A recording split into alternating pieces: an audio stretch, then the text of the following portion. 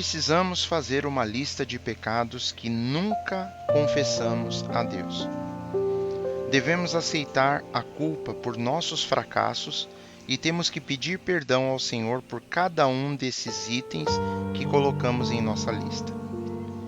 O que nos impede de confessarmos os nossos pecados a Deus? Existem alguns pecados que são mais difíceis de confessar do que os outros. Por que será que as coisas são assim? Hoje, vamos falar novamente desse versículo que já lemos no devocional de ontem. Salmos 32, versículo 3. Quando eu guardei silêncio, envelheceram os meus ossos pelo meu bramido em todo dia. O salmista diz que antes de confessar os seus pecados, os seus ossos estavam envelhecendo e ele estava gemendo durante todo o dia. Não é apenas quando engolimos comida indevida demais que estraga nossa saúde. Engolir o nosso pecado também pode ter resultados ainda mais desastrosos. Uma das escolhas mais saudáveis que podemos fazer é recebermos o perdão de Deus. Muitas pessoas estão carregando um saco de lixo fedorento de pecado. Carregar esse saco não apenas nos tornará ineficazes para servirmos a Jesus, e isso irá arruinar a nossa saúde também. A Bíblia nos ensina no Salmo 32, do versículo 3 ao 5, da seguinte forma: Quando eu guardei silêncio, envelheceram os meus ossos pelo meu bramido em todo o dia, porque de dia e de noite a tua mão pesava sobre mim. O meu humor se tornou em sequidão de estio. Confessei-te o meu pecado e a minha maldade não encobri. Dizia eu: confessarei ao Senhor as minhas transgressões, e tu perdoaste a maldade do meu pecado. De fato, um estudo de outubro de 2013, realizado por cientistas da Universidade de Princeton e da Universidade de Waterloo, nos Estados Unidos, verificou cientificamente o que o rei Davi disse séculos antes: que os sentimentos que podemos ter de estarmos fisicamente pesados pela culpa são reais.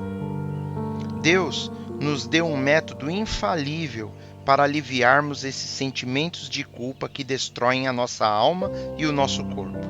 E a Bíblia chama isso de arrependimento. Como é que nos arrependemos? Primeiro devemos fazer um inventário moral. Podemos ler no Salmo número 139, versículos 23 e 24, da seguinte forma: Sonda-me, ó Deus, e conhece o meu coração. Prova-me e conhece os meus pensamentos, e vê se há em mim algum caminho mau, e guia-me pelo caminho eterno. Em outras palavras, nós começamos pegando um lápis e papel e pedindo a Deus para trazer à nossa mente nossos pecados. Sem pressa. Não devemos nos apressar. Precisamos ser específicos. Então, os anotamos, sabendo que só nós veremos essa lista. Podemos rasgá-la depois de terminarmos este exercício. E aí?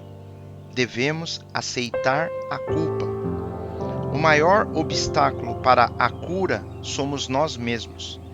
Não podemos, em hipótese alguma, racionalizar o nosso pecado. Não podemos encontrar desculpas para ele. Não devemos minimizar. Não podemos jogar a culpa em ninguém.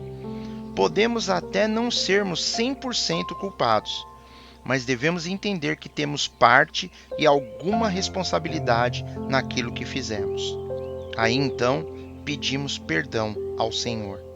Temos que acreditar que Deus irá nos perdoar por causa daquilo que Jesus fez por nós na cruz. E aí nós vemos aqui em 1 João, capítulo 1, versículo 9, que diz assim: Se confessarmos os nossos pecados, Ele é fiel e justo para nos perdoar os pecados e nos purificar de toda a injustiça.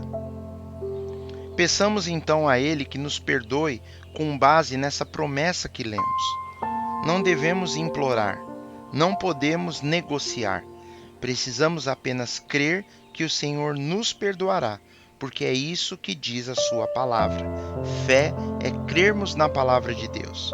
Então aqui diz: se confessarmos os nossos pecados, Ele é fiel e justo para nos perdoar os pecados e nos purificar de toda injustiça. Creia, tenha fé nesse versículo e arrependa-se. Não podemos nos colocar em risco de uma doença cardíaca espiritual. Deus, Ele quer usar as nossas vidas. Vamos nos livrar completamente de nossos pecados. Será maravilhoso começarmos do zero novamente. Então, veremos o que Deus poderá fazer através de nossas vidas.